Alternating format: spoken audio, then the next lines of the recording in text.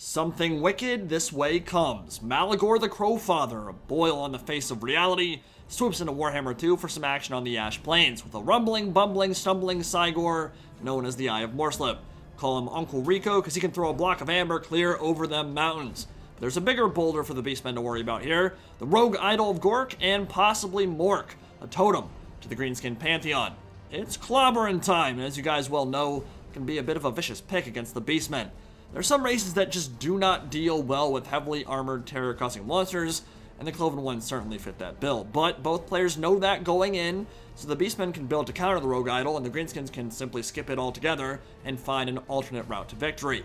Looking at a full Vanguard rush, trying to get up close and personal before the Gobbo skirmish line can rack up damage on all these low armor targets. And we've got an Orc Shaman with Athlete's Foot. Boom! Get Tough Actin' Tinactin, the feats of GORK chilling with the fists of GORK. The Rogue Idol, the win condition for the Green Tide in this one, if they can keep it alive that is, would probably have a good chance at winning, and riding dirty in his canine chariot is his enormity, Grom the Paunch, with his lucky banner, the Great One buff, and language of Du Bois. Full Savage Orc build with big guns, boar boys, and a handful of archers as well. No missile cav though, which is interesting. Typically fare pretty well against the low armor of the Beastmen, and can zone out Centigors as well, which should really be the game plan here, because there are 4 throwing axe Centigor units on the field, and that means they're the core of this Beastmen army. They are a direct counter pick to the Rogue Idol. If they can get in range and fire freely, they will make it sad. But they do not have a lot of ammunition, so a lot hinges on how they're used and how they're countered by the Greenskins. I have Morrslieb all the way in the back of the map, dropping some amber from on high, and already the full Vanguard rush getting hyper aggressive, and this is what you love to see when you see people play as the Cloven ones. Just get right in your face immediately, take those fantastic engagements they can pick and choose, it feels like, on a whim, force you to run, then hunt down the units that can't take those morale shocks. It's an element of warfare they excel at. Those lightning fast ambushes that can catch even experienced players off guard. It's looking like a solid start so far. Boar boys caught with their pants down, as are the Goblin Archers getting truffle shuffled by forest creatures. They're striking hard. They're striking with conviction, taking out the mobility and the range play first, then circling like sharks in the water. That's what they do. But a lot of this match is going to come down to that Rogue Idol and the ammo conservation and positioning of the Centigor throwing axes. In melee, there's no real efficient way for the Beastmen to bring that baby down unless they went for like a bunch of Minotaur great weapons, which is possible. It's doable against Greenskins. But the great thing about the Green Tide right now is they have a ton of versatility. They have plenty of ranged firepower, fantastic skirmish cav, and so it can be kind of dangerous proposition to go for that kind of build. At the moment, looking like a foot of GORK about to come on down, smashing the entire ant colony and just deleting them from the game. Entire section of the Bray Herd just evaporated under that salvo. Oh my god, that was brutal. And looks like about 73 kills for that Orc Shaman. While in the back of the map, the Eye of Morrslieb has his own vermin to deal with. Horde of Gobbos thinking they can beat him up in melee combat, and he's gonna say, you know what, I've got a huge boulder, and I'm gonna make it rain, playa. Bringing it down, pancaking a bunch of Gobbos, and they don't have their bonus versus large. They never do in vanilla. They're not particularly efficient at fighting large monsters, so I would expect a terror route to be imminent for them.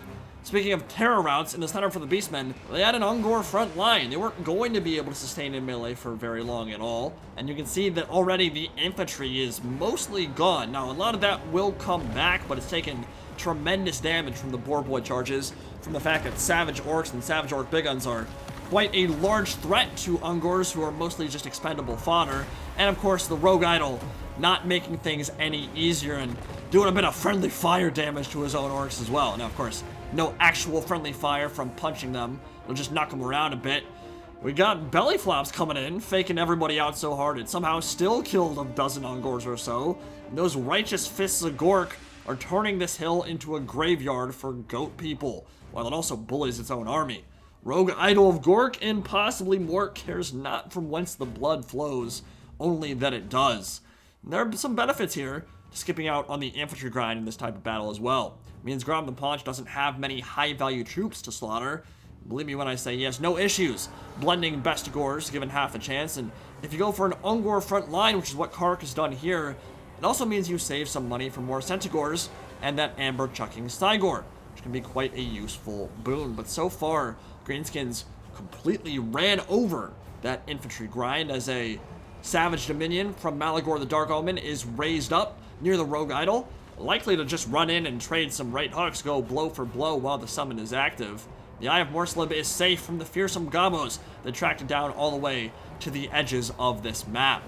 Boar Boys and Grom the Paunch with the Orc Shaman and a bunch of big guns fighting, pushing back the tides of Centigors that have swarmed this hilltop. Summon looks like it's about to crumble out relatively soon here, and the big guns continue their rampage through the Ungor herd. It's just not a fair engagement for them in any way, shape, or form. I just kind of end up feeling bad for the Ungors because they get bullied by their own race, and they get bullied by every other infantry unit in the game, and yet they are so good and so cost efficient for what they do. They're just meant to be expendable fodder, and they serve that role quite admirably. Poison Warhounds charging in, getting a nice surround off on the goblins, and Centigors will hunt them down, probably not allow them to return. But the core of the Greenskins army still looking pretty safe here. A lot of infantry. Rogue Idol is in fantastic shape, barely taking any damage whatsoever. And the Beastmen have had to fire a lot of their ammunition stuff that they probably wouldn't like to. Now there is a flood of GORK coming down, and that's a scary proposition when you're fighting against the Beastmen, because if their micro is on point, they have the speed to dodge that spell 9 times out of 10.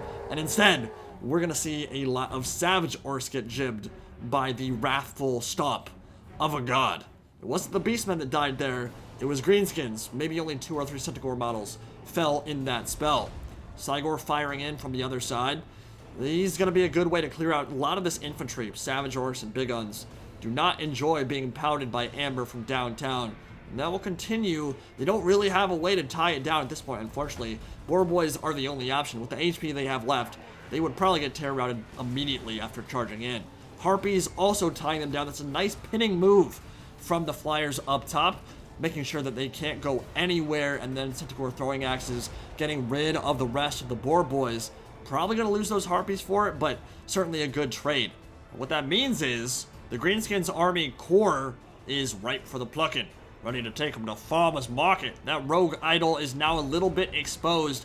Doesn't have a whole lot of infantry support left. There is some that can zone out these Centigors. You can see that there's some ammunition left on these throwing axes as well. Probably 4 or 5 volleys on a few of these units, maybe only 2 or 3 left on the remaining ones. And already you can see that HP bar start to get a little bit upset as these volleys go the way of the stone monster.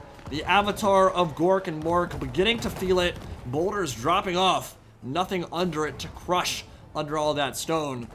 And we're looking at about 1,500 HP damage every single time a volley comes in. That racks up very quickly. Big question at this point, do the Beastmen have enough ammo to actually kill it? And can they deal with Grom the Paunch? Now Grom is an infantry blender. That is what he is meant to do, and you can see the Crowfather is exposed at this point as well. Not a lot of support for him.